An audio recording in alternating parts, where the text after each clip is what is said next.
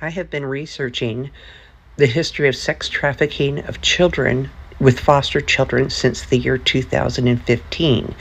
Because of Title 4E, the federal funding, we have set up a system of sex trafficking American children.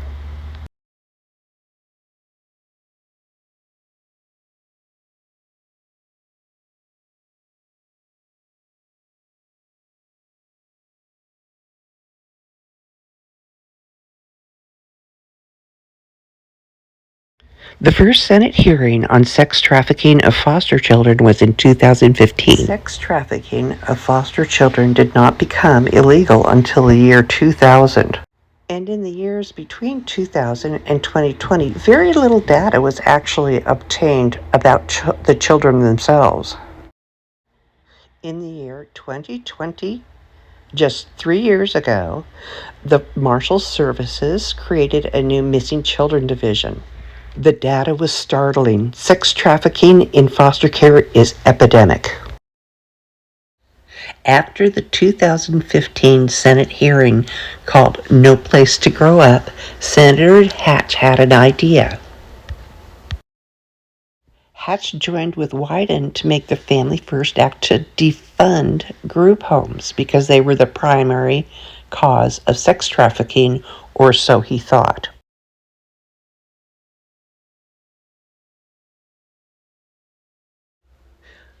Unfortunately, defunding group homes did not stop sex trafficking.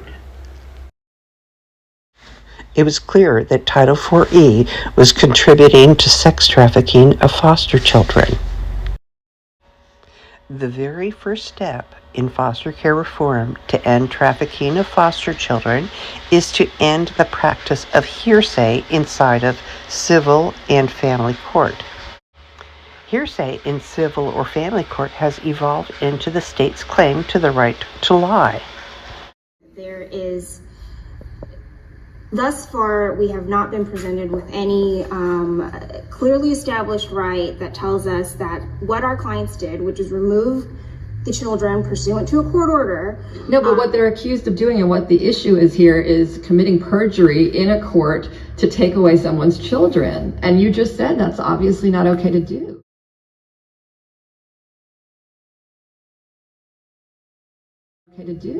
According to our moral compass and our ethical guidelines, but what we're here to decide is the constitutionality of it, and we look to the courts. You mean due process is somehow consistent with a government official introducing perjured testimony and false? How is that consistent? I mean, I hate to get pumped up about this, but I'm just staggered by the claim that people in the shoes of your clients wouldn't be on notice that you can't use perjury and false evidence to take away somebody's children. That to me is mind-boggling.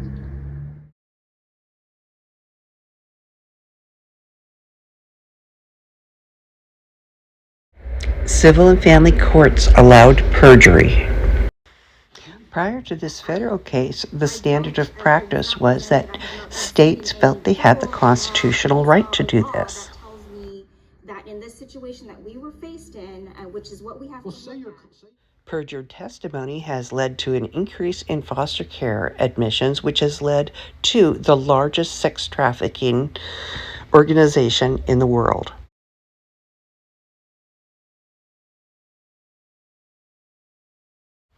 Banning hearsay from any civil court or family court is the first step. The second, and equally as critical, most important step is to review Title 4E and the way that it targets poor children, disabled children, and children of color.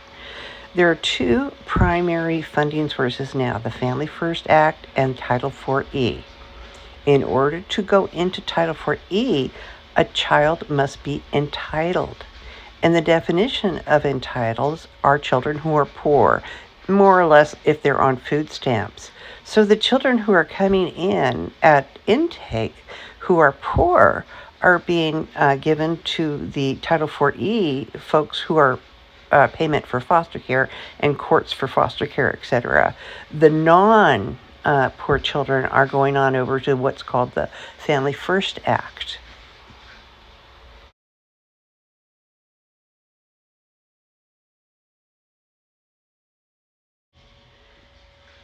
And what that really boils down to is that we have two funding sources now that are at direct odds with each other.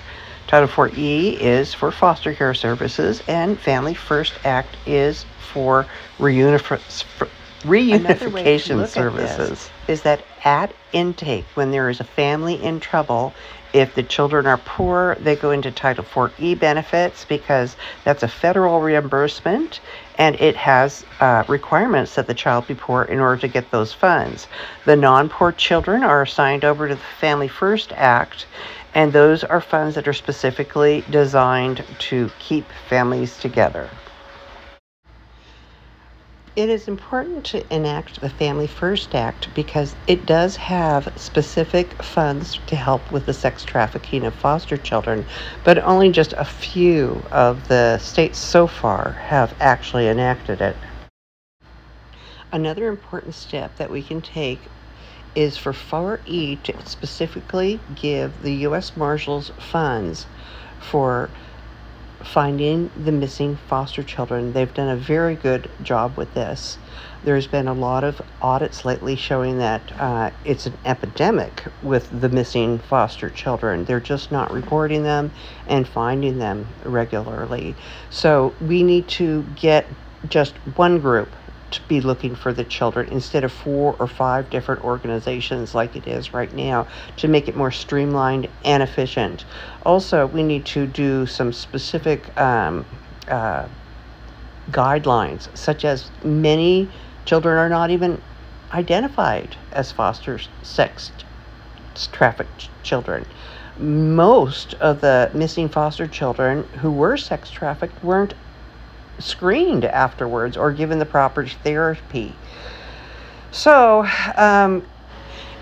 my last suggestion, and this is just the researcher in me, I would like to replace the terms abuse and neglect with child safety and use ICD coding so that this sort of thing never slips through the cracks again.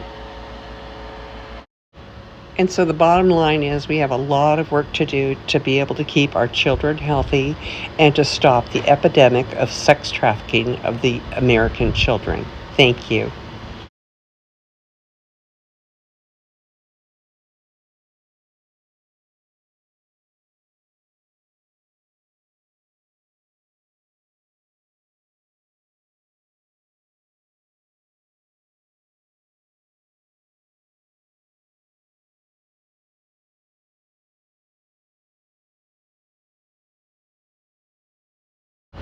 And here's a special shout out to the U.S. Marshal Services that have done such a great job finding our children who have been lost.